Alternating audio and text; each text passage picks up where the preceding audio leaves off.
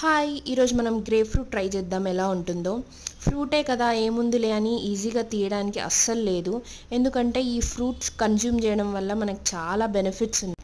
దీనివల్ల మనకి good source of vitamins, weight management and heart హెల్త్కి కూడా మంచిగా ఇంప్రూవ్మెంట్ ఉంటుంది.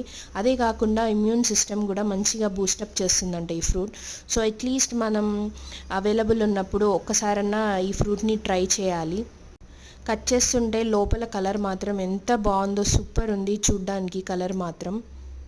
నేనైతే ఈ ఫ్రూట్ని ఫస్ట్ టైం చూస్తున్నాను అండ్ ఫస్ట్ టైం ట్రై చేయబోతున్నాను.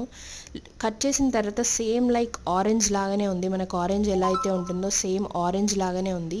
కాకపోతే ఆరెంజ్ లాగా మనం సపరేట్గా తినలేమన్నమాట.